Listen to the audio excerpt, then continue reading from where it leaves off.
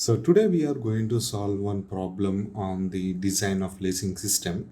As I told you, we are going to continue the problem which have been discussed in the previous video. So let me go with this. But before going into the numerical problem, let me make sure that you understand certain terminology here.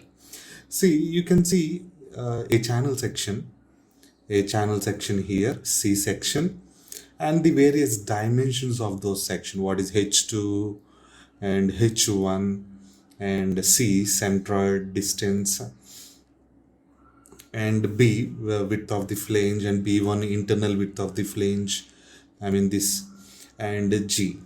So the main importance in this particular case is to this G value.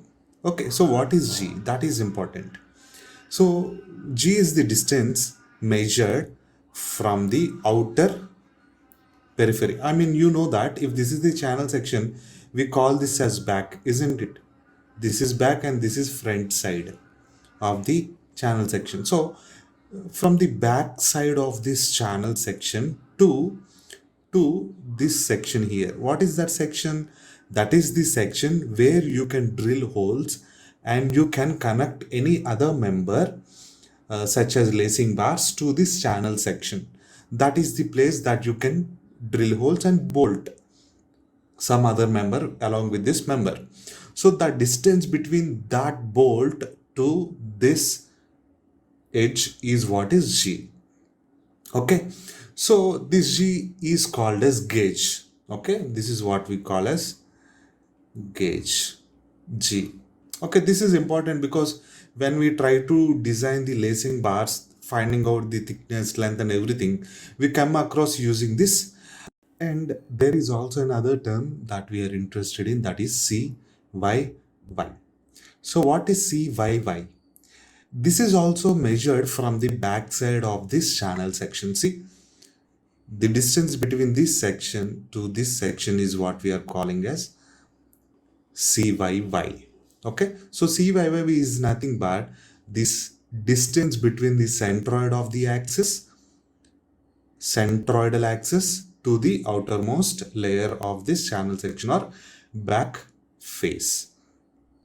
Okay, so CYY will give the location of the axis that is passing through the centroid vertically.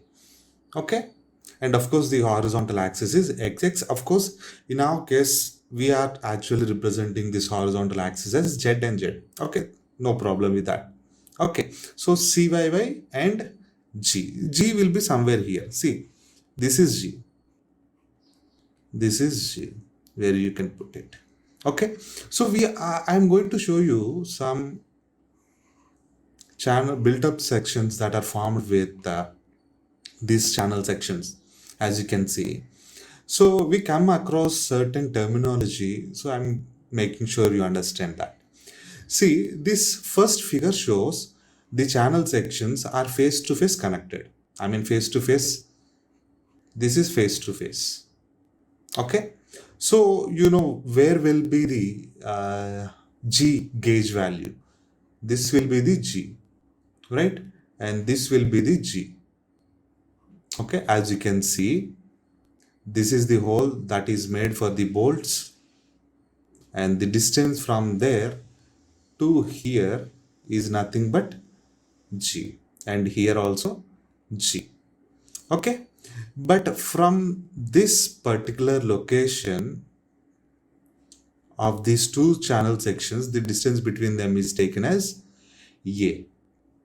Okay, so the horizontal distance between the two bolts is taken to be this distance is taken to be A. Okay, see the overall distance, that is outer to outer, back to back distance is S. So see carefully here, S can be written as A plus 2G. Okay, or A can be written as S minus 2G. Okay, so this is important. Okay, and next coming to this term L.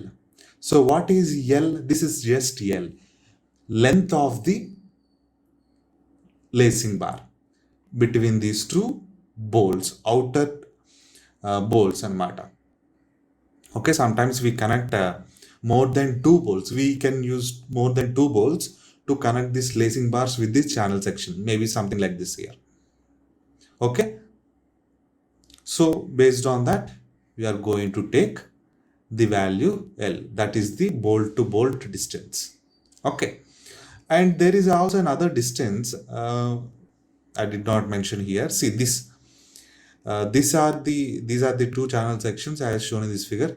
These are the lacing bars that are traveling, and this distance is represented with L naught. Okay, that represented with L naught. So what is L naught? L naught is nothing but spacing between lacing bars. Spacing between lacing bars. Okay, so what happens if it is a double lacing system? I mean, if this is the case, then this distance will be equals to LA. The distance, I mean L naught. Okay, the effective length or the spacing between the lacing bars will decrease. And moreover, you may have noticed this, the length, I mean, the length of the member between the two bolts is actually decreasing in case of double laced system. Okay, that is a good thing because it reduces the chance of buckling of the built up section here. See, when lacing bar is fixed at this location, I mean, let me show you this here and here, because of the loads, this portion may try to buckle. But going for a double lacing system will reduce the length of the member between the two lacing joints or the space between these two lacing bars. Okay, that will avoid this kind of buckling failure in the individual members of the built up section. Okay, so built up section is made up of two channel sections here.